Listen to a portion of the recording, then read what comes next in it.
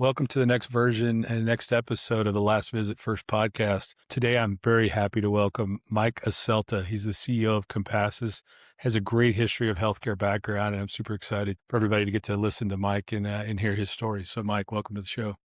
Thank you, Tom. It's a privilege to be here. I'm excited about it. Start off with, give us your journey. Tell us how you got from where you started, when you went to college, your life, how you got into healthcare, how you got through all the way over to be the CEO of Compassus. All right. I got to work in there. I went to high school in Colorado, so I'm still a mountain fan, but I went to college in Kansas City, met my wife. I don't know what else I learned there, Tom, but I got my best friend out of the deal. So well worth it. Studied undergrad, studied psychology in one major and literature in another, and then went on to get an MBA like a lot of folks do. First foray into healthcare was when I was 28 years old. Medical laboratory had a twinkle in their eye about starting a healthcare sector and a substance abuse testing for employers. So it's been 31 years now. I've been in healthcare leading in that company. I had to get my feet wet under me in terms of what is healthcare all about. But I guess about 5 years on, I became the chief operating officer, Lab 1. 5 years later, Quest Diagnostics acquired us, as is prone to happen in healthcare.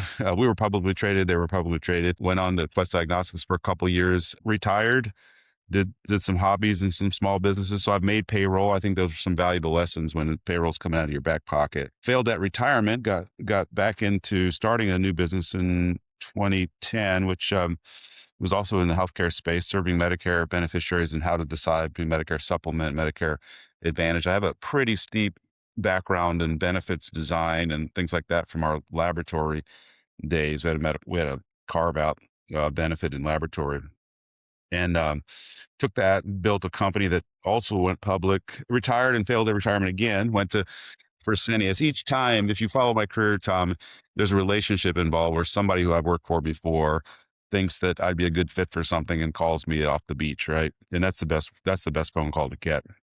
So I went to Fresenius to start an operational excellence discipline for that company. Big company, not unlike, the challenges in home health and hospice and palliative, widely distributed, care points, and just getting standardization of quality and other operational initiatives, established across the company was really what they needed help with. I did that.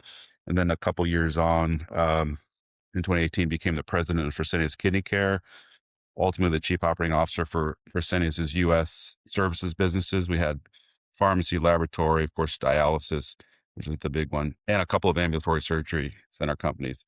Retired again, failed a third time when a friend called and said, "Hey, this Compassus group could sure use you." Came and met the board and joined Compassus in May of 2024. So I'm coming up on my soon to be my 2-year anniversary. It seems like just yesterday you joined the team, but it probably seems like 10 years some days and 2 weeks other days. So it's great. It's been great. We're right now, it doesn't feel like the time is not even, it's not even being measured right now. It's because when you're having fun, it's you kind of forget. So, yeah. So once you left Fresenius, what surprised you the most when you entered the home-based care community? What was the big differences? Yeah, the big difference was fragmentation. And this is definitely a perspective, not an absolute, but so we had 40% of the US market share in dialysis at Fresenius Medical Care, Fresenius Kidney Care. And DaVita had about 38, 39% when I was there. So, you've got two big companies with almost 80% of the market share and then the rest, right? Which we were friendly with all of them, but you had a very different concentration of ideas, the ability to interact with CMS, with payers and all that. And here, this is an incredibly fragmented sector. When you think about integrated home-based care to include palliative and hospice and home health and infusion and maybe PCS also, there's nobody has commanded more than 3% market share. And we've had some pretty successful companies in our space, but nobody can say they've had more than 3% of this market as an integrated home-based market. And that fragmentation, I think, caught me. That was surprising, but it also is opportunity, right? It's absolutely opportunity. And I think that, everybody's trying to figure out how to solve all the different puzzle pieces of this and, be the right partner for the hospital system or be the right partner for the, ACO or the, value-based care organization or the payer. And nobody does it all. And so, yeah, I think there's a real opportunity for you there. running dialysis clinics and leading the nation's one of the nation's largest hospice and home health agencies, it's different, right? We're in a mobility workforce. Most of our clinicians, get up in the morning and go see patients versus people coming into the office. So that has to be a challenge for you as well. Is how do you communicate with them, especially in that completely mobile workforce where they're not coming into your offices every day and not sitting with the leadership team every day. So any leadership lessons you've learned from that? Yeah, to transferability, you make the distinction, I think is a good one that our care teams are often mobile, right? In dialysis, we had 4,000, Fresenius had 4,000 locations, hospitals and clinics alike, but there was a concentration. There's maybe a manager or charge nurse available at all times. So it's a distinction worth calling out. On the other hand, quality is still delivered locally. The healthcare experience is still absolutely delivered person to person. So there are differences, but there are a lot of similarities, right? Affording our care teams the ability to trust us as employers, the ability to feel like they belong here, the ability to have their needs met, to be treated fairly and to be heard. Those are incredibly transferable. It doesn't really matter, right? We can kind of over index on the distinction, but I think almost in any industry, that's how care teams, colleagues at the front line want to be treated. Sure. All right. Brag about Compassus. Tell us about your size, Oh, scale, where you're at. I know you want to brag about it. It's a great I company. do. Thank you. Compassus, I joined Compassus because I learned it was a extremely mission driven culture. And I'm going to offer this not to exclude my competitors, but I called a friend of mine who's been in the post-acute business for a long time, knows everybody. And I said, listen, I want to run through the top 10 home health and hospice companies. And I just want you to kind of give me a read on each one. He didn't know I was talking to Compassus specifically, but I said, he said, before you start, Mike, let me call one out. And I said, well, which one do you want to call out? He said, let me call out Compassus. And I go, okay. Like he didn't know I was calling him about to get the read on Compassus. I was trying to the identifier, right? And I said, well, what do you want me to know about them? And he says, those are the true believers. He says they internalize the quality message. So for me, as a leader, not losing um, that mission oriented culture, mission, vision, values at the time when I joined, say, a $700 million company. Now we're passing the $1.5 billion mark where our Wow. employees are, we're 11,500 colleagues now, most of them in the field and involved in direct care. How do you preserve that culture, right? So that's been exciting. So what I'm bragging about is I think we're doing it. Again, I'm coming off the high of our leadership summit in San Antonio this week, but also dozens upon dozens of town halls that either I've attended or I've asked my senior leadership team to attend. So we've got a lot of face-to-face Q&A town hall time with our frontline care teams, and they're trusting us, right? And with the integrations, that's a work in progress, but we're seeing the buy-in and the belief that we can maintain a high quality, mission oriented culture as we get big. I, I'm very proud of this team, and not just the leadership team. I'm very proud up and down of our care teams. And people in this space who choose to make a career in home health and hospice and palliative and infusion PCS, these are very special people to begin with, and I'm very proud of them. Yeah, it's amazing to me. I talk to a lot of people in the industry around orientation, and they'll say, we have these orientation where people come into the org and they don't understand what home health is or hospice is, and they take the job and they do it for 30, 60, 90 days, and they're like, okay, it's not for me. And there's that whole other side that are like, this is for me. Like, this is what I want to do. It's localized medicine. It's going into somebody's home.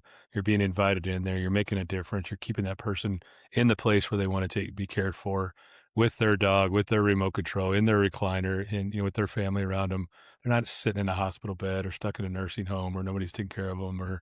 And it's amazing. So there is a calling for this business, and I'm a firm believer of that. And once you get over I'm entering somebody's home, and it's a stranger's home, and you get into that. This is the impact that we can make. It's really amazing. So yeah, that's awesome.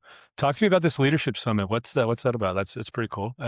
Everybody was in San Antonio, and what'd y'all do Yeah, there? so we brought between our growth team members and our leadership team, all the way from the program level, EDs and ACOs, through our entire leadership group, and some of our physicians attended as well.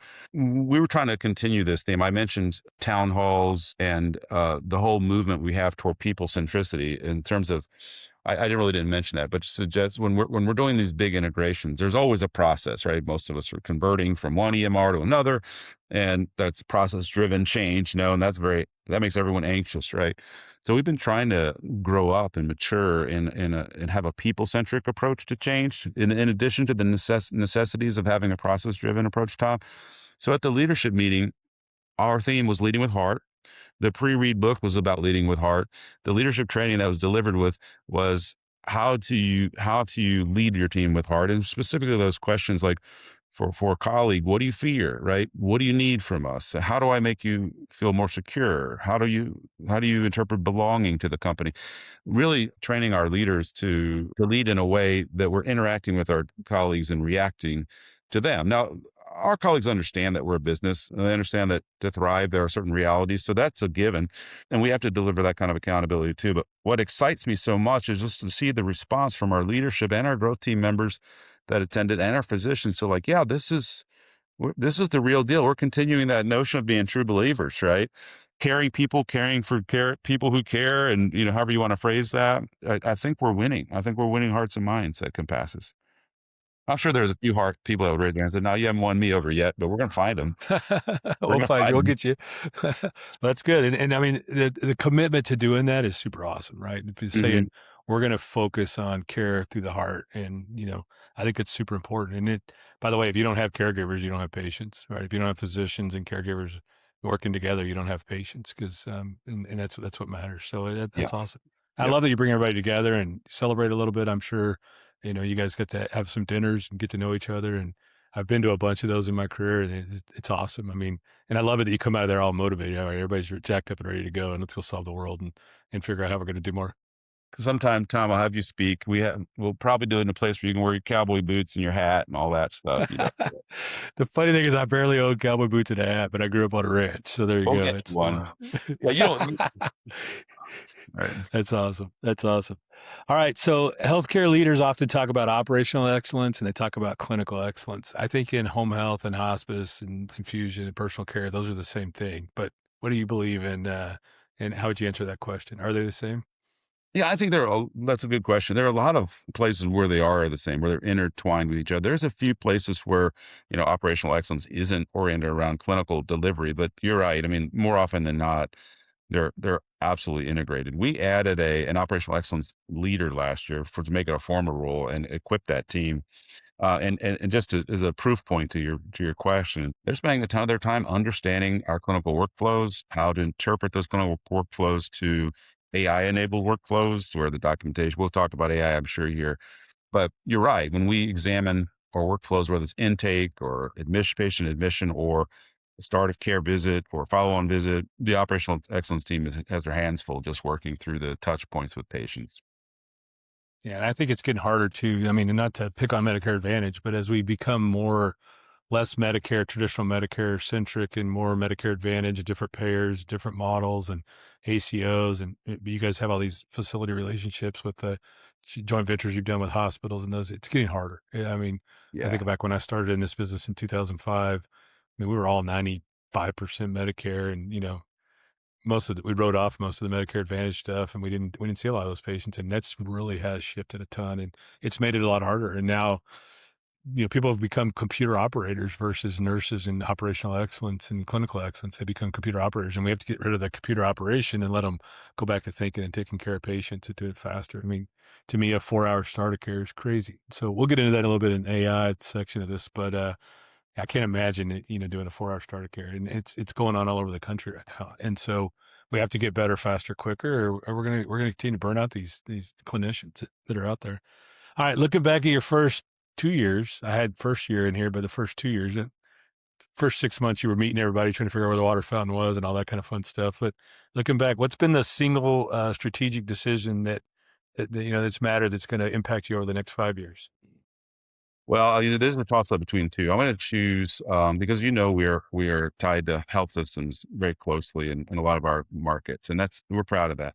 But our value based care coordination model with our partners, it puts us into a position of accountability for where a patient gets placed in the post acute environment, and as well as, making sure the length of stays are appropriate, making sure that we minimize unnecessary rehospitalizations. That accountability and that sharing of the value that's created, I think will be the transformational hallmark for Compassus. But, recently, um, AI and is giving it a run for the money, and we've made a significant investments in that too. So I guess it depends who you're talking to as to what their interest lies in. But those two things are going to be pretty significant in my mind. For sure. And Compassus has made a big health system partnership, JV relationships. You've done a good job pushing that. A lot of people believe that that's a great model, and some people believe it's not a great model. Why do you think it's such a good model? Well, and by the way, I don't discount those folks that would call out the challenges with the model. However, remember going back to the top, true believers, mission, vision, and values. And if you look at our work through the journey, through the lens of the patient journey, right, as they journey in and out of the hospital, hopefully, and into recovery or into end of life, there is an undeniable continuity of care opportunity there. So that's foundational, right? There's also the fact that our health systems need a post-acute partner. It's sneaking up on them right now with teams. This year, only half the countries, required to be in it, and it's a reporting only year. Well, CMS is signaling that they're going to hold hospitals accountable for the entire episode of care, not just the, say, in-hospital anchor costs, but what happens afterwards. So I'm proud that we're in a position to be accountable to our partners and create a continuity, a journey for patients, right? We talk about journey inside of hospice all the time too. I could go on for days and days, but some of those positives that inure to a hospital system also inure to the Medicare trust and they inure to the patient's experience. So for those reasons, we're really proud of our health system partnerships. I also talk, I talk enough with the CEOs and the CFOs of our health system partners. Look, the reality for them, Tom, is neurology, orthopedics, cardiology, oncology. These are the specialties that are going to gain their and get their investment. They have limited investment dollars, right? But that's where their investment's going to go. Somewhere down the chain, we can number it if we want to, but somewhere way down the chain is going to be home health and hospice. So for many of them, to keep up with the innovation that's required, you've alluded to it before, the focus on our colleagues that are in the field every day, it's hard for them to allocate their time and attention and resources that far down their priority list. While you and I believe that home health provides tremendous value to them and could be higher on their priority list, they've got difficult decisions to make, and we're helping to fill that gap. Yeah, I think about it, if I'm sitting with a CEO or CFO and I'm Mike, I'm just like, let us take care of that problem for you. Refer those patients to us. We own that from that point forward.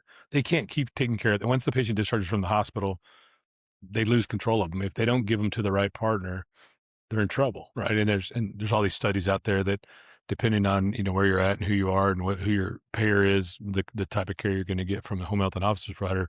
But by building that JV relationship, and I've talked to lots of other home health and hospice providers that have done JV relationships, let us be that partner. We know what you need. We know and let us take on that burden for you. Give us your patients, and we're going to take care of them the best we can, keep them out of the hospital and support your mission as well as you're going to support ours, and we'll work together. And I think that's probably it's got to be relieving for that CFO or that CEO of that hospital system who is trying to deal with, my doctors want to raise, I need to buy more equipment, I need to expand the hospital, I got to make, I got to deal with all these payers and make them happy. And so you taking that burden off them and just saying, we own it, give it to us. I think it's got to be, a pleasant decision that they get to make. And Tom, I just come back to some of the I think some of the give and take there. For most hospital systems, if not all, right, commercial patients is where they make money, where they're able to make a margin.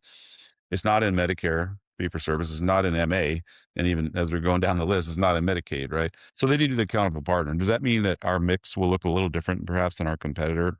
For sure. But if you look at it through the lens of the health system, it may be more so through the lens of the patient, who is like, does the patient who's on MA realize that they're a liability for that hospital and the hospital's trying to move them on to the next site of care? We can relieve that tension. Like we're going to, not only are we eager to be your next site of care, but you're going to get a set of caring hands when you land here. Man, that gets me out of bed in the morning. That gets me moving. There are trade-offs, but that gets me moving. Yeah, when I was way back in my career in 2000, when I got out of the Navy, I joined a company called Millbrook, and we spent all of our time dealing with commercial insurance, and that was where all the doctors wanted to see patients. And then in 2005, April Anthony hired me over at Home Care Home Base, and I came over there. They're like, okay, we care mostly about Medicare. We don't care about commercial. And I'm like, what? Like, it was the most bizarre. And so when you think about that, I mean, doctors want to see commercial insurance patients. They get more reimbursement. They get to do more things, offs easier and all that. When they discharge that patient, and they go to Medicare. We care about Medicare more and Medicare Advantage more because that's where our patients are. It was a major shift for me, and it took me a while to get used to it. If we take it up a real strategic levels where we may lose some viewers, but listen, for a hospital system to be able to do something positively financially with a Medicare Advantage patient who otherwise they're going to lose money on. But since they do have a say and help in the direction of care post-acute, for that patient to land in a place where potentially the hospital can get a benefit, financial benefit, right? And that means turning the home health and hospice operations around to be profitable. But that's why you see investment in the ambulatory surgery centers and the other wraparound services where, hey, I've got the patient. They're coming, they think of me as their, central to their care. And if I'm able to move them around in an ecosystem where I could actually turn that Medicare patient who's a liability into a positive, it's a strategic narrative that's pretty important for hospitals today who are doing it well. Does that make sense? It does. It absolutely does. Okay. The Providence partnership, really big one. Lots of states, lots of locations. It was a fun one. I know you worked on that for a long time. Congratulations on getting that done. But what do you think is going to make that partnership work so well in the states that you're in? Well, listen, we love our Providence partners. It's a durable partnership. That's true of all of our partnerships. It's not, hey, this is a partnership of convenience, but we set things up to be durable so we can play the long game. I mentioned before our accountable care coordination, whereby we're measured not only by our own success, but by their success as well, is working really, really well. Terry Warren, who's our chief of community services at Providence, came and spoke to our leadership team. We just talked about the connection there, but it does, I wouldn't want to neglect the fact that our partnership starts with the fact that there's a very aligned set of values, right? So they go back to their history in California and Oregon and Washington. They're also in Texas and Alaska where the sisters delivered care, right? They're kind of like it was almost frontier care, right? Our hospice programs go back to 1977. They've been in the communities a long, long time. And when you line up their values to our values, they're very closely aligned. We find that with not-for-profit faith-based systems all the time. Like, man, we could overlay our values and they're almost identical. There's maybe one difference or two differences. So, Tom, that not to be lost in the mix, that commitment to that mission, we see ourselves an extension. And I think if we do that for Providence, and we serve their communities well, it's a great partnership. Yeah, and you're taking a big need that they have, right? Someone that, like you said earlier, that they're not the best at operating home health and hospice. They're the best at operating four walls, and so by you helping manage those patients and make sure that care gets delivered and take care of those clinicians, like you guys are the experts at doing, Yeah. that are caring for those patients, is a big deal. And so, yeah, Yeah. We're really happy. We're getting better, at integration. We've done them, getting better and better. And California came on in October is around the corner here in January and February, looking at the results. It's happening quicker than I expected it would happen. And that's positive, right? So I'm really excited about it. There are a lot of, we'll talk about later about the industry and the cross voices that impact our industry. But when you just go down to people providing care, it's working really, really well. yeah, that's awesome. If you were advising a large health system today and you were talking to them about the role of hospice and palliative care, what role would they play in that strategy? Yeah. Yeah, let's talk about hospice a little bit. So the ideal hospice patient has defined their needs and their wants during their end of life journey in hospice before that hospitalization. So while I understand the role GIP plays, it's not ideal for a patient to be introduced to hospice as a GIP patient if they're not going to live very long. They miss out on the benefits, the entitlements that they have of being on hospice for longer than 11 days or 3 days or 5 days. You know the drill. So I'd like to see hospices or hospitals rather that, especially those that have palliative programs, guide patients into hospice earlier. It is a Medicare beneficiary paid in benefit, and it's an entitlement for Americans who are aging and at end of life. We have to look at it that way. And if done well, the patient has a better experience. They're less of a burden on the health system, but maybe by extension, less of a burden on the Medicare trust. Because we know that a patient's in hospice for 6 months, for example, avoids 3, 4, 5, 6 hospitalizations during that time. We know that's a huge value lever for the Medicare trust. And it's a value lever for the hospital system itself. So getting that partnership right, where we're introducing patients to hospice at the right time, acknowledging their needs at the end of life, getting the benefits to them, as you know, chaplaincy and counseling, and just having those discussions with family and someone to come alongside of them in their needs. I'd like to see routine hospice be a greater part of the hospital strategy, and it usually is. But we have some hospitals that really leverage GIP, and it's like, okay, let's get together and get these patients on service at an earlier time and more appropriate time. Hope that resonates with For you, sure. but that's what I see. It's absolutely resonates with me, and it's the hardest thing to do. Being an LPA, and I know doctors are the same way. It's, we're not. They don't teach that in medical school. They don't teach you how to, have a conversation with a patient about this is your end of life. And if they do, it's a, one quick class or one section of a small class around social determinants and advanced directives. And it's an uncomfortable situation. It's hard for everybody to say, hey, Nana, you're going to die in the next 180 days. And here's this hospice benefit that you need to go do. But when you start looking at it from a family perspective of having those caregivers and chaplains and social workers and aides and, paying for your medications and your DME, your durable medical equipment and all your supplies and all those things. And then let Nana pass peacefully where she wants to pass. I mean, I promise you, nobody wants to die in a hospital. Nobody does. I've never met anybody say, oh, I can't wait till the hospital to die. As a matter of fact, I'm experiencing a lot of stuff with my father right now, and he's getting older and stuff. And I mean, we're not having hospice conversations, but the end of life conversation is starting to come up a lot. Like, Dad, what are we going to do with your stuff? Where do you want to be? Do you want a veteran's funeral? He was a veteran. He was a Vietnam vet. And do you want a veteran's funeral? All those kind of things that we need to start talking about with him. And it's hard. I'm in this business and it's really hard for me. I'm like, can't imagine, sitting down with dad and talking about it. But if we don't have those conversations, then we have this uncomfortable situation. That's right. And at the end of life, and it's the last few days and we're trying to rush to do it and all that. And it could be so much easier and so much more beneficial to him.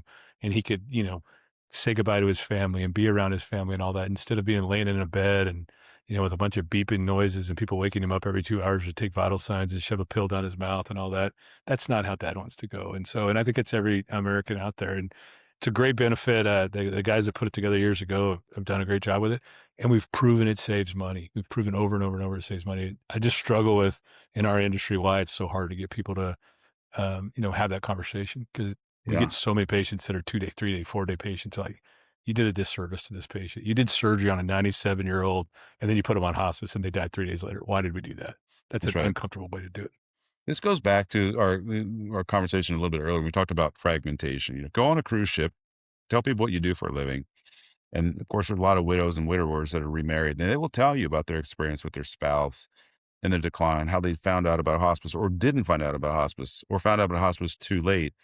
Your cup will be filled, but it also underscores sort of that the one of the I think disadvantages of the fragmentation in our sector, Tom, is that the narrative gets crowded out with fraud, waste, and abuse, for example, or other narratives around hospice that are unwelcome, in my opinion. Look, anything that CMS touches has fraud, waste, and abuse involved. There's no two ways about it. Maybe Sure. we have more, maybe we have less, and we should do everything we can to root it out. We should not have our hand in the cookie jar as reputable providers, not at all. But the other side of the message of hospice is the one you just so eloquently served up. I mean, that needs to be told. And the fragmentation in our industry sometimes prevents us from having the voice that we ought to have, the advocacy on behalf of Medicare beneficiaries who are entitled to hospice. And when you think about scaling and getting big, and why does Compassus want to get big? We want to have a voice. We want to change that narrative alongside of our colleagues that work in this industry. Let's solve fraud, waste, and abuse, but let's also let Americans know what they're entitled to and do it well. Sure. President Carter was on hospice for quite some time, over 300 days. And I think that was a great positive message for the industry. And I appreciate what you're doing, Mike. I know you're involved in a lot of the advocacy and the discussions around the alliance and those kind of things. And it's super important that we do that. And I'm with you. If you're going to steal money from Medicare and you're going to do it wrong, then you should be punished and go to jail. But Get the out. guys that are doing it Yeah. better, yeah, Yeah. get out of here. And I do think it's a real belief that, if I sit on the CMS side of the house, and I never have, but if I was on that side of the house, I would want to see larger, more sophisticated, technology-enabled, compliant organizations like Compassus that are taking care of my patients. And so I believe that's why we're seeing a lot more of the consolidation in the industry. It's why not have the best compliance program to make sure that we're checking and balancing and make sure that there's no fraud and we're taking eligible patients only. And we have the right medical directors that are reviewing these patients that understand hospice, that have been trained in it, they understand the benefit, they understand, what advanced directives really are and those kind of things. So if I sit on the CMS side, I want to get rid of all the fraud and I want to make sure that the good guys are enabled. And so I think it's where they're spending a lot of their time. And I mean, Secretary Kennedy and Oz and all these guys have really stepped up, and they're going to squeeze out all the bad players. And by the way, if we can use AI and do all the stuff we're doing with it, I promise you they're going to figure out how to use Yeah. AI. I mean, they're Yeah. hiring all the right guys. So Yeah. do the right thing. It's absolutely where we need to be. Well said. Well said. I'd like to also thank our premier sponsor, Telehealth. Telehealth is used on a daily basis to figure out where doctors send referrals as well as facilities. There's all kinds of data in the home health and hospice space inside of Trella. We use it a lot for acquisitions. So when we're looking at agencies that we want to be acquired or helping agencies create de novo strategies or market studies, they look at it to figure out, do you dominate a community or not? How many Medicare lives are in those communities? And then how many hospice or how many home health patients are there in those communities? Trella Health also has a CRM product that allows sales and marketing to have clinical intelligence as well as market intelligence to steer them in where they're calling and making sure they're doing the right amount of calls as well as documenting their sales calls inside their product. You can find them at trellahealth.com. We'd like to thank Home Care Home Base. They're our premium sponsor as well. Home Care Home Base is the leading EMR in the home health and hospice space, serving over 50% of the patient population. What that means is every other patient is essentially on and being passed through the Home Care Home Base system. You can reach them at hchb.com. Please reach out. Also like to thank our sponsor, IntelliTriage. IntelliTriage is a human in the loop, nurse first triage company that simplifies the triage function inside the home health and hospice community. You can reach them at IntelliTriage.com. If you project forward 10 years, 10 years is crazy in this world. I can't even project forward 10 days anymore, or especially with the AI things that go on. Do you think the industry ends up with the independent hospice providers that are hospital-owned models or more JVs like Compassus is building? And Tom, would it be a cop out if I just say yes?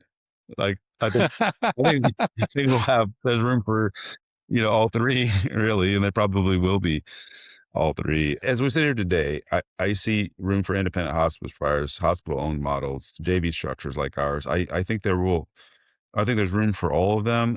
I can't forecast I don't know off the top of my head, or as I thought about this question, I don't know what the pivot's going to be that makes one of those unnecessary or obsolete. I think they'll all work alongside of each other. I would like to see a lot less independent hospice providers popping up that aren't caring for patients and are perpetrating the fraud, waste, and abuse we just talked about. But the reputable independents deserve a space. For sure. And there's just a new rule came out a couple of days ago around, just the pure CMS wanting to get rid of faxing. It's a $781, million problem, faxing. And can't believe we're still faxing. It's like when I went and bought a car a couple of years ago, and it was the first time where the guy actually had all my documents that I was signing on the desk versus I'm running them through this dot matrix printer. And I'm like, holy cow, you guys have advanced finally. If we think about, as hospice is evolving and these providers are evolving, this new faxing rule where we're not going to be able to fax documents between, auth and payers and claims and all that should have went away a long time ago. So it's evolving. I think as technologies come together, people are opening up the interoperability. We can share data a lot easier. I think it's going to happen. And so I think everybody's going to have a relationship with that joint venture or with that hospital system and be able to get those patients. I think there's room for everybody in this space.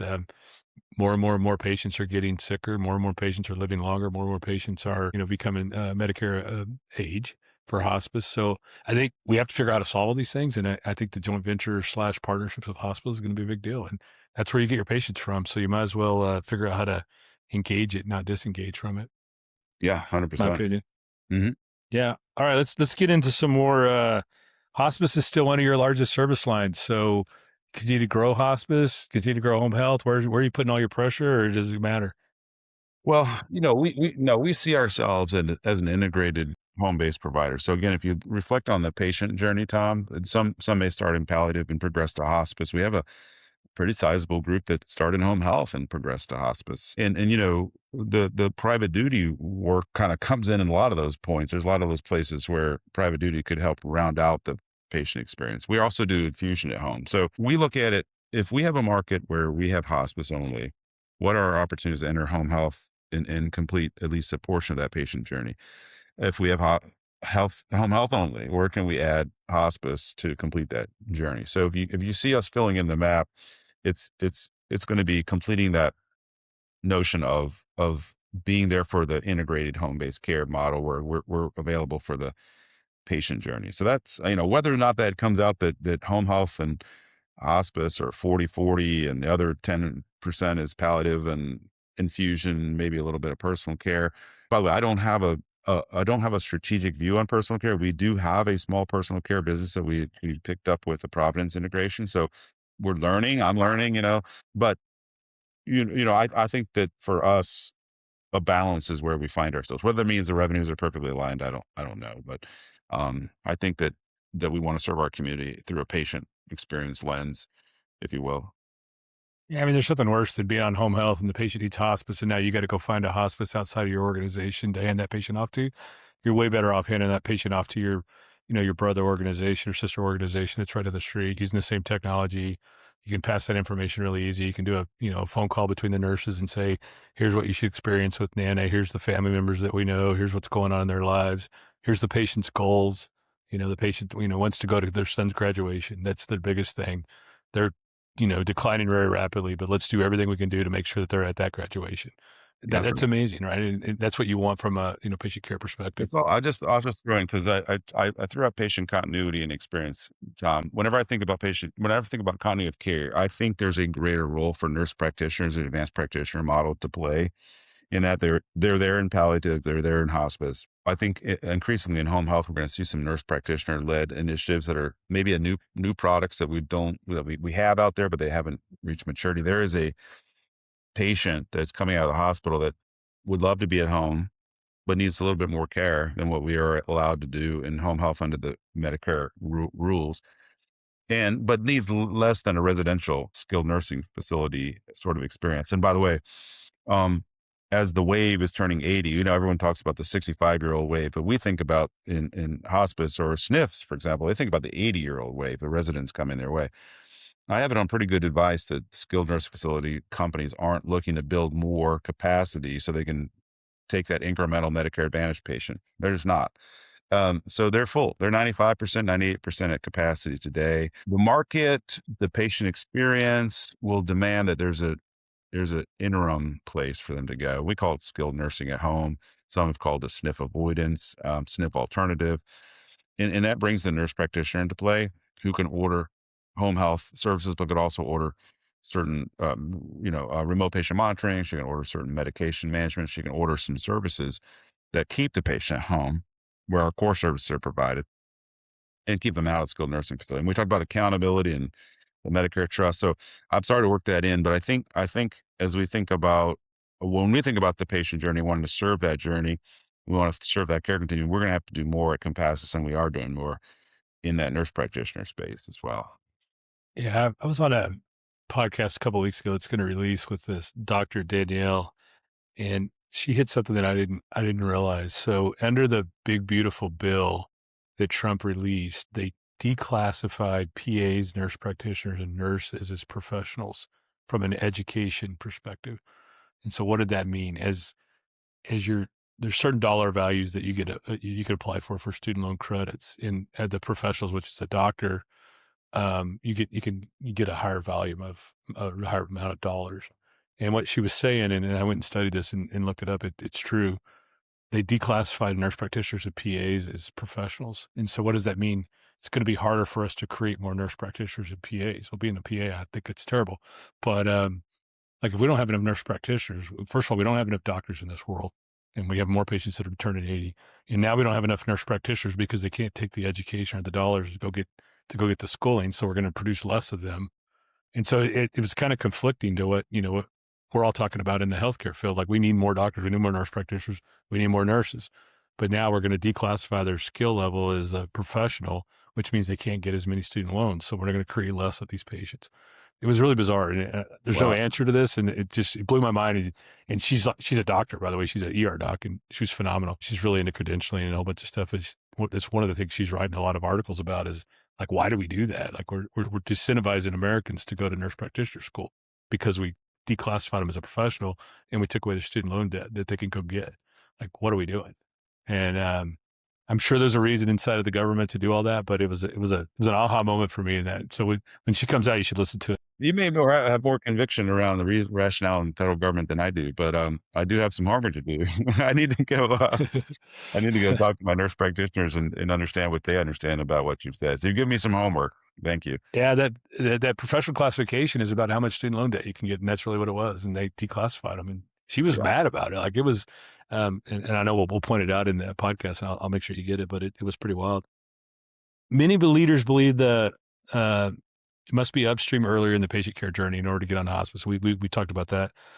Talk about your palliative care program, because I think getting upstream with the palliative care. So there's medical palliative care, there's non-medical palliative care, all these. If you have a palliative care program, you have a palliative care program. So what is Compassus's kind of theory around palliative care and like volumes and how do you guys manage that? Yeah. For better or worse, our volumes in palliative care are up 50% this year. And that's deliberate. We want to grow it. But we also want to find a way to deliver it more effectively. And so just putting our business hat on, how do we leverage technology to enable the nurse practitioners to see more patients? Because it is to make that a profitable business line. And I think everything we do should be profitable. It's very difficult to subsidize payers that don't want to pay us fair rate. It's very difficult to subsidize services. They just don't. They start to lose momentum, and we don't want palliative to lose momentum. We want it to continue to grow. And for us, it's a vital part. It's the introductory point for patients. A lot of physicians are much more comfortable talking about supportive care, which their code speak for palliative. That's fine. If that's the entry point for most patients, ultimately into other services, that's fine. What we really don't want, and again, in the patient area, we don't want a patient to die on palliative. And I know there are physicians out there, I'd love to hear from them that would say, Mike, what's wrong with that? Because I know it happens all the time. To my way of thinking, which I can be adjusted, Tom, is that the patient who doesn't get to hospice doesn't get all the benefits that they're entitled to, that they would otherwise get. So move them from palliative to hospice feels to me like the right thing to do. So we can bring the chaplaincy and the counseling and the other aid alongside of the palliative program. So that's our vision for it. An awful lot of patients in our world go from palliative to hospice, so it works the way we want to. And physicians are telling us that it's a softer introduction to backing out of some therapies, right? Than saying the word hospice. Tough conversation. You said it earlier. Medical schools don't teach doctors how to have a hospice conversation, but some of them can pull off a palliative conversation, especially if they have colleagues in the hospital or in the community that are palliative practitioners. They can help them. So that's what we think for palliative. We haven't got it fully solved, but it's growing very quickly for us, and we're investing there. Maybe need to invest even more and maybe even quicker. Yeah, I think the government not really doing a good job of reimbursement, and it causes a lot of the problems. And we've all said it. These are businesses. We got to run a business. We got to make money in order to keep doing all the things we're doing, adopt technology, spend time doing stuff like this. But over time, I do think that the government will figure out that palliative is making a bigger difference. And if we can save one hospitalization per, scared, lonely, sad, depressed, medication error, sepsis error. I mean, hospices care a ton, or hospitals care a ton about sepsis. And if we can keep that from happening by making sure we're checking in his temperature and getting her on the right antibiotics and making sure we're doing proper wound care and all those things, that's all stuff that palliative is going to do. That end of life conversation is only a part of it. It's how do I keep Nana? How do I navigate Nana? I mean, I go back to my father, who's, and I don't want to talk about my dad too much on this thing because he'd probably get mad at me, but I mean, he's going through some really bad stuff right now. And it's, with memory loss and all those kind of things, he can't manage this. And I'm the best. I mean, I know this industry better than anybody, and I can't hardly manage it. So imagine if you didn't know anybody in this industry and you didn't know all the players, how do you manage the care? Like, who do you call? What do you do? He's a vet. And so he's trying to go through the VA system, and, he's got cancer on his ear, and they told him to get to him in 2028. I'm like, the man won't be around in 2028. Come on, guys. Like, that's Right. terrible. And so, having a patient advocate in the palliative care world that's really monitoring what you need to do and making sure you're in the right service line and getting the right care you need on a daily basis is just super important. I'll throw a personal story in there, and some doctor should call me and set me straight. But my aunt called, and her best friend has got just got a terminal diagnosis for cancer. She's got 3 months to live. And my aunt says they're putting her on palliative. Now I don't know all the circumstances, Tom, around her diagnosis. I only got the sound bites, right? But I'm like, well, but palliative, she's got 3 months to go. And maybe I don't understand it. And I would welcome her physician setting me straight. But This example is easier for physicians, right? And it's not necessarily, I don't know this patient's medical history per se, but if she's got 3 months to go, she's entitled to hospice. She is. A really smart lady that was the CEO of a company told me one time that no patient should ever die on home health, which I would say no patient should ever die on palliative either. All right. We're lying. Yeah, but it's our job as Americans to make sure that every patient gets the benefit that which they provide. And you pay Medicare dollars every month for your whole life they're taken out of your check, and no patient should ever die on home health unless it's a tragic emergency or something like that. But if you're just if you're going through the process, you should be on hospice and get that care and get the spiritual care and the social workers and all the other stuff that you deserve. All right. Industry conferences. I've heard you talk about data. You're a data guy just like I am. What's the most important clinical signals that home-based providers should be tracking today around data? Well, I think we'll be sort of high level on this one, but obviously changes in the patient status. We changes, improvement, declines. Those signals are crucially important. I also think that we can equip our nurses better to recognize those changes. Let's take a home health nurse that maybe she came out of a hospital system. She was an OB nurse, or she was an ER nurse, or any discipline. But now she's faced with a patient with CHF, and she's not necessarily an expert at recognizing all the signs. I'd love for us to use technology to help prompt her, like, hey, we use an AI scribe. I heard you guys talk about shortness of breath. Is there a change here that we should be paying attention to? So I think changes in patient status are crucial. I mean, I could go on for days on this one, but I want to get out easy on this one, Tom. Just say that signal, what's happening with the patient, is crucial, and doing Well, something. I think it's that, and I think it's the co-pilot, right? Stephanie Cheney, we talked about it on another podcast, was one of the first developers, nurses. She was the first nurse at Home Care Home Base, and she used to call it the little angel on your shoulder. And it's just to remind you, like, hey, don't forget your patient's on Coumadin. We need a PTINR. Or your patient's CHF. We need to get weights. I mean, we're asking these nurses to go see 5 to 7 visits a day. You've seen this patient once every 7 days. You got 20 cases that you're dealing with. Just having that scribe beside you that, one, can help you do your documentation, but two, can also remind you that you need to do some of these basic things. And by the way, the patient's changing a lot. They're now bedbound. They weren't bedbound 2 weeks ago, but now they're not getting out of bed. They're not moving a lot. They're not, they have urinary incontinence all of a sudden, or they're dehydrated. All those kind of things that, we can use technology and data to drive in between visits, as well as guide the nurse. Maybe you've never seen that patient before. Now you're walking into a home. What am I going to walk into the patient who's 85 years old, has a little bit of dementia, some diabetes and CHF, and start asking them, questions about them? Or am I going to spend, an hour and a half reading the previous charts? I mean, we don't ask physicians to do that. Why would we ask nurses to do that? So we should be able to summarize that record really easy for you. Say, hey, here's what's going on with the patient. Here's what you need to do. Here's their meds. Here's their diagnosis. Here's the last interventions and goals we're working on, and make that really easy. And I think historically we haven't done a good job of that. I think now with all these new AI tools and LLMs and all this thing, it's getting really better and really faster, and we should be able to do that. You're hitting the wheel up for how we should be leveraging AI, but we'll leave that for now. For sure. Yeah. Let's talk about the intake process. So, during COVID, or let me go back, pre-COVID, before you came on to Compassus, it was always a sales guy calling on a doctor or a salesperson, a sales lady in the hospital, talking to a discharge planner, and that's how we got our patients. Now with COVID hitting and all those people getting kicked out of the hospital, and everybody adopting either CarePort or referrals, all scripts referral management, or ESIN, or whatever you want to call it, and there's all these products out there. So we're getting a lot of referrals coming in electronically today. I think there's a big opportunity as well to take that electronic referral, say yes very quickly to that, and then process that very quickly. And we've proven that if we can get to the patient's home very quick, we're more likely to keep them out of the hospital. Yeah. And so anything you guys are working on there that's earth shattering or changing, or that you want to talk about? Well, it's pretty exciting. We have, we're coming to the end of a pilot, a bake-off, if you will, at the end of this month. So just in a few days, for our intake pilot. So we've been able to reduce the tasks related to intake. So not just the communication back to the referrer that we can take them, but assessing everything we need to assess, talking to the payer, getting pre-auth, all these things.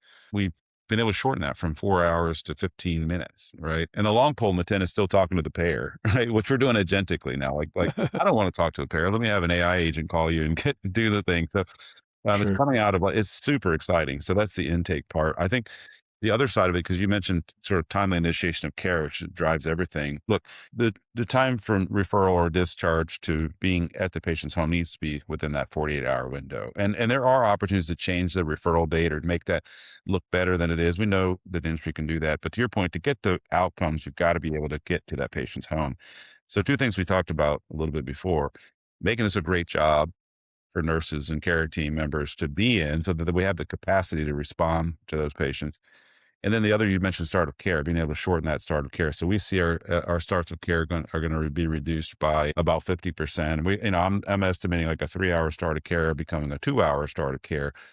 Now we can do 3 a day instead of 2 a day with the admissions nurse, right? So creating capacity, easing the start of care burden, and doing a better start of care, but in less time, and being super responsive to our referrers. So it's probably a 3-prong strategy, the way we look at it right now, Tom. And we've deployed AI into our start of care. Will be done across the whole company. Both hospice and home health clinical workflows will be completely deployed by end of April. And our nurses are in tears. They're like, "You've changed my life. Either you've shortened my start of care visit. When it comes to a follow-on visit, we're not aiming to shorten the time at the patient's bedside, not even 1 minute shorter, but we're aiming to shorten the time the nurse has her tablet on her lap at home, or she has to break off of her day to go do charting, right? And that's a big job satisfier. And to your point, who's going to read 90 days back of medical records? Let your AI agent read that back and summarize it for you so you're prepared. So the co-pilot, I mean, I think you're talking about as they're driving to the visit, and as for preparation, they're having the essentials read to them. Just lots of ways that we can save our care team's time and reduce the friction, because they're going to be at the patient's bedside for at least as long as they always really need to be. That's how we want it to be, but they don't need to be at home in the evening juggling their family meals and our charts. If that makes Yeah, we sense. call it pajama documentation. It's terrible, We're right? not Nobody doing wants that. to do it. We're putting an end to that Compassus. I mean, it's bad enough that I sit on my computer and, play with AI and build tools and all that kind of stuff. I can't imagine if I had to sit there and do charting from the patient that I saw at 8 o'clock this morning, just because it's, the government requires me to do 4 hours worth of documentation or 2 hours worth of documentation. And I'm trying to remember all the things that I did. It doesn't work. And and we wonder why we have burnout in this industry. There's turnover and burnout because, nobody wants to do that. I think about, nurses that I've talked to their husbands, and he's like, all she does is chart constantly. We go to the kids' soccer game and she's charting, and I'm just like, that's terrible. That's not a good life. And so I'm super excited about where all this AI is going. No matter what software vendor you choose one, get the right one, make it work for your team. And I love the fact that your nurses are crying. I've heard this like 5 or 6 times, like, you give me my life back. That's pretty amazing. Yeah, You we're give me hearing my it. life back is pretty amazing. That's pretty amazing. You don't get any better feedback than that. Hey, this is Alex with Steno Health. Our mission at Steno is simple: to improve the quality of life of the post-acute care clinician. Steno uses ethical, compliant AI to capture visits in real time and turn natural conversations into accurate notes and forms. We are clinicians ourselves, and we've designed Steno to never feel like an extra click or an extra burden in your day. The goal isn't to replace anything, but to support you in every aspect of your day so you can spend more time with your patients and still have the energy and freedom to be present with your family at the end of the day. In home health and hospice, growth isn't just about closing deals, it's about execution. I'm Jay Duty, Chief Operating Officer at Maxwell Tech. We work with operators and investors navigating mergers, acquisitions, and rapid growth. And we consistently see the same challenge. The deal closes, but the organization struggles to perform the way it had. That's where Maxwell Tech delivers. We specialize in post-acute M&A optimization, standardizing clinical and operational forms, redesigning care pathways, aligning workflows across disciplines, and leading enterprise implementations from planning to execution. Our consulting is focused on throughput, productivity, compliance, and technology adoption, so organizations don't just integrate on paper, they operate as one scalable platform. This is not slide deck consulting, it's operational execution. We help organizations reduce documentation variation, improve their throughput, and ensure clinical, operational, and technology strategies are all aligned, especially in today's environment of reimbursement pressure and regulatory scrutiny. If you're integrating, scaling, or preparing for your next phase of growth, we'd welcome a conversation. Visit maxwelltech.com or email sales@maxwelltech.com. From first touch to last visit, this is how organizations scale with confidence. So you guys are doing a ton of stuff around AI. I know there's a bunch of workflows. You're a home care home-based customer. There's a bunch of workflows in there. I know you've built AI agents that are now, clicking off, redundant. I call it computer operator stuff. Feedback from the back office. Now, I know you talked about the field and some of the stuff they're doing, but intake going down to 15 minutes for 4 hours is pretty amazing. Getting a starter care nurse out there as quick as possible, pretty amazing. Any other things that are really working in the AI world that you guys are playing with? Well, yeah, as you can imagine, so we've got somewhere between what we have slated over the next 2 years and somewhere what we call the art of the possible. We're really crystal clear of what will happen in 2026. With a little fuzzier of where we'll be in 2027, but that starts to bring in the art of the possible, Tom. So in 2026, tremendous advancements in revenue cycle. And rev cycle is only as good as the start of care visit or the OASIS assessment. You can't make it up on the back end. It's kind of like, hey, I'll take a picture of you, Tom, and I'll focus it later.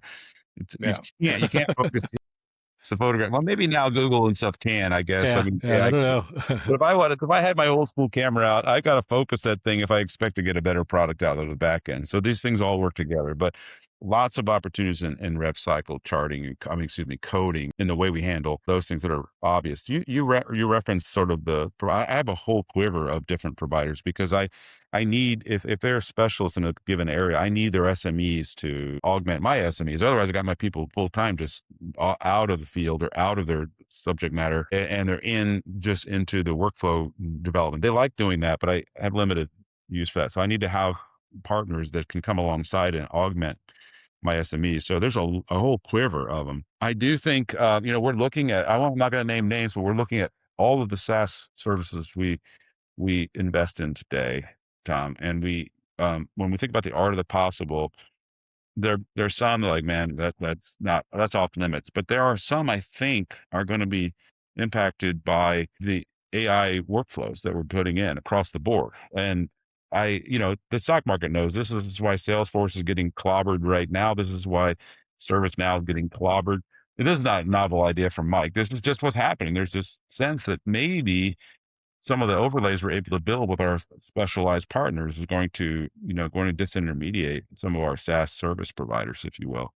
So, I don't know where you want me to take that question. I could talk for days on this stuff, but Yeah, it's so fun to watch it change. I'm hiring a few interns that are from Carnegie Mellon that are the smartest of the smart, and they're in the AI school there at Carnegie. And so I've been interviewing a bunch of them, and one of the kids said yesterday and blew my mind. He's like, "Don't fall in love with your latest tool," and I'm like, "Why? Tell me why." He said, "Because that tool is going to be obsolete in 60 days," and I'm like, "Man, you're right." Because I started out, OpenAI, ChatGPT, then Claude came out, now Gemini, now Perplexity. I mean, literally in the last 5 months, there's been 6 or 7 of them that have all blew my mind. And every month there's a new one that comes out that's even better. the latest, in February, ChatGPT took a major step forward. Opus 4.6, which is Anthropic, came out and literally blew us away. So, we raced off we've got a bunch of Claude Cowork laptops and users now. We introduced this time. It'll be 2 weeks tomorrow, I think, or 2 weeks today.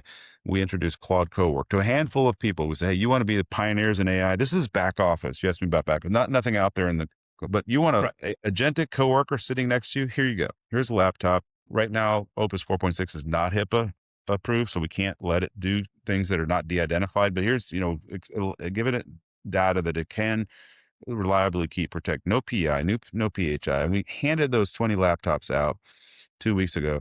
The first interim last week we had said, okay, let's see what you've done. We had no concept of what we were about to see. The innovation in 1 week for what our nascent users of Claude Cowork brought back blew our mind. And we'll see some more of that tomorrow when we have our next weekly update. These are back office department leaders that are charged with utilizing Cowork, which Cowork is not an enterprise solution. It's going to output to Excel, PowerPoint, or Word, right? So it's not going to replace an enterprise solution, but it's going to make people more efficient. We're writing reports and analyzing things and trying to make maps and PowerPoints and whatever. It's unbelievable. And that all changed, I think, dramatically in February with the Opus 4.6 rollout of the LLM. So, boy, hang on to our hats, Tom. Yeah, let me give you a scenario. Let me give you a scenario that happened to me. So a customer called me and said, we continue to get survey flagged on our patient-friendly med list. And she said, because my nurses are putting in abbreviations, TID, BID, PRN, all these abbreviations. And by rule, you can't have abbreviations in those. And so the survey kept flagging her, and she's like, I need to figure out this. Help me fix it, Tom. And so I said, okay. So I charge her, X number of dollars, and we put together a statement of work, and I gave it to one of the Maxwell Tech consultants and said, hey, go solve this. And so he goes in and he goes, okay, I got it. And so, we spent 20 minutes talking about it. And I said, you have like 3 weeks worth of work to do on this. And so he goes into their database, writes a SQL query that says, select star from patient med instructions and for the last 2 years, and pulls down, 10,000 patient med instructions. And then no PHI in there whatsoever, just med instructions. So take this medication 2 times a day for 5 days. The nurse put, take this medication, BID, for 5 days. And so he comes back to my office in like 45 minutes. He's like, I'm done. I'm like, what do you mean you're done? Like, you failed. And he's like, I go, how'd you do it? And he goes, I got that list. It's like, there's 10,000 different medications. I dropped it into ChatGPT, and again, no PHI in there, and said, go summarize all these abbreviations. So he gave me all the abbreviations, and he said, then write the correction for all those abbreviations. So PID twice a day, PRN as needed. And he said, then go write the SQL query for me that will update all those, and go find all the distinct ones, and then go write the SQL query that'll update it. And he brings it back to my office. He shows it to me, and he's like, we're done. And I'm like, I can't charge this customer all this money for this. That's like, I'm like, first of all, how the hell did you think of doing that? I never thought of that. And then second of all, like, that's genius. And third, it wrote the entire code for the update query as well. And he's like, all we have to do is run this script against our database, and we'll have it. And then we can run it every night after that, and we'll find every single one of them and automatically correct them for them, so they'll never have this problem again. I'm like, holy crap, that is genius. Like, what I was thinking was going to take him 3 weeks to go in there and look at them all individually. And it found like 3 errors. Like O2 was an error because O2 is not an abbreviation. It found a couple of little ones like that. HEEP, head, eyes, ears, nose, throat. It found that one. And so, but I was blown away by it. And I'm like, okay, just a perfect example of, I'm going to charge this, 3 weeks worth of work for something that he did in 45 minutes. I mean, I was like ready to beat him up over it. I'm like, all right, first of all, there's no way you're done with this project. He's like, Tom, I'm done. Look at this. And I'm like, that's amazing.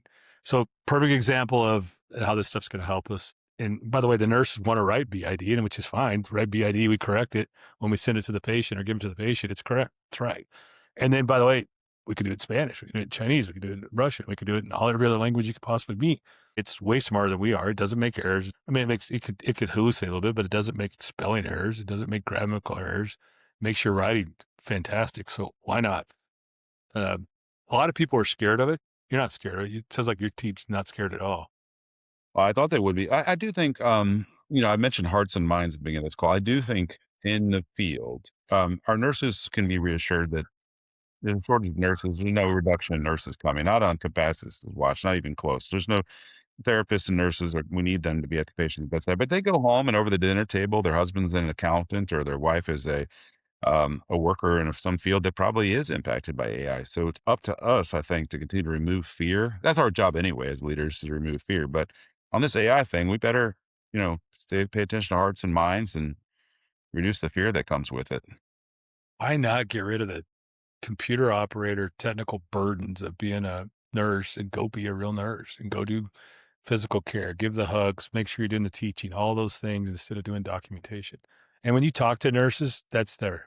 That's right. There are some narratives. There are people that stand to gain from creating fearful narratives, and I won't expand on that because then I'll lose my mind talking about it. But they're in our space and they're impacting our nurses, and they want to say evil, evil, evil, don't trust, don't trust, don't trust. And we have to overcome that. We have to be better, stronger, but be trustworthy and overcome some of those narratives that are out there. I think it helps. I mean, you said earlier that you're going to reduce your starter cares by 50%. Imagine being the home health or hospice agency that hasn't adopted technology, trying to recruit a nurse. And if I go to work for Compassus, I get a 1.5 hour starter care, and I get, full hour of that doing documentation, the other 30 minutes completing it, or a full hour doing care, and the other 30 minutes completing a documentation, versus the guy down the street that has a 3 hour and it takes his nurse 3 hours to do her documentation. Who's going to win in the recruiting?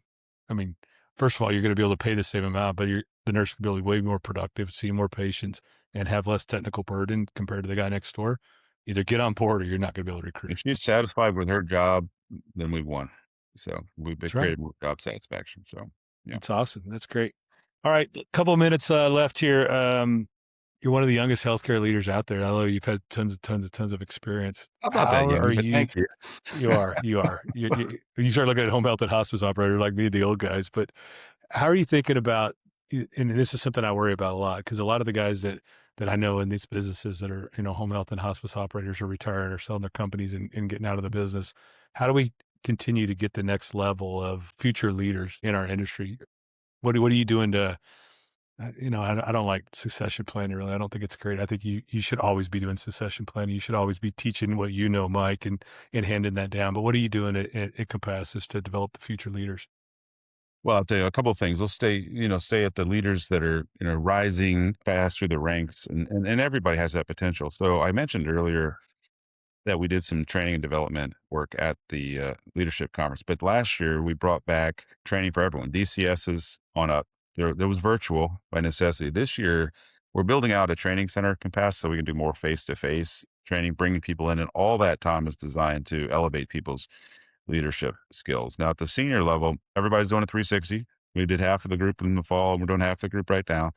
Everybody's on a what we call PDP, which is a measuring our performance. What are our development plans for each individual, and what are our plans for this year? So everybody has a PDP, and in there is a development conversation. Like, what do you need to be successful? At Compassus, I've had the good fortune of bringing some leaders, about 9 of them, that from from companies I've worked at before. These are proven leaders. I'm like, hey, you would love being in home health and hospice. And they're like, what? Yeah, come on over. And so we're seeding and salting our legacy team with people that have also been in healthcare and are proven performers. So lots of ways that we're trying to elevate our team, cross pollinate. I sent a leader last year off to Stanford University. You got to go get a certificate in AI because we need somebody in here that, so we invested, time and energy and him to go get a certificate from Stanford in AI. As an example-based spot approach to leadership development. So we just got to keep, Tom, to your point, we've got to keep raising up the next generation. We got to keep challenging ourselves. One of the hardest things we do, nobody loves feedback when it means you've got to change something about your leadership style. But that's exactly the practice that we're engaged in. And we're trying to get people to take a little less, feel a little less badly about it and activate and say, okay, what is usually at high performing leaders, Tom, it's overused strengths. Like it's a strength and it's what got me here, but now I use it too much and I need to dial it back and develop some other strengths. Does that make sense? And that's usually what Yeah, happens in our ranks. So that's just a random conversation about developing leaders, but yeah, we're working on it's it. so true. It's so true. Nobody's going to say, Mike, your shirt's ugly. Nobody's going to say, Mike, those shoes don't match your hat, or Mike, you made a bad decision there, or Mike, you stepped on me there. But you want that feedback. I mean, I do as a CEO or as a leader of companies, I want that feedback. But most people aren't going to tell me, hey, your podcast sucks. You're not doing it right. Move that picture, do that.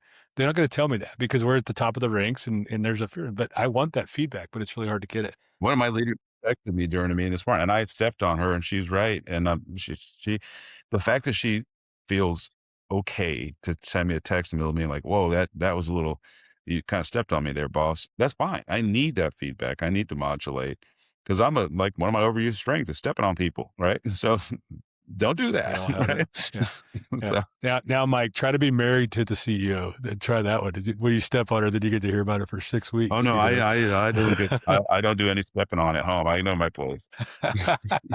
Yeah, but my wife and I run businesses together. Imagine that. Like, I I'll don't know how step you on her do in it. a meeting. I don't know how I do it either. I don't know why I do it either, but it just works. All right. Last question. The name of this podcast is The Last Visit First. I personally named it. Me and ChatGPT actually named it. When you think about the future of hospice, end-of-life care, home health, what legacy do you want people to remember Mike as when it's time for you to move on and finally retire for the last time? Probably Yeah. never going to happen, but Another massive failure of retirement. But no, I want to see Compassus be a meaningfully scaled organization that has a voice in that, as we said, integrated home-based provider. So we have a voice in what that patient journey looks like. Also, I want to be recognized by our health system partners as that specialized managed service organization to help them get to the next level.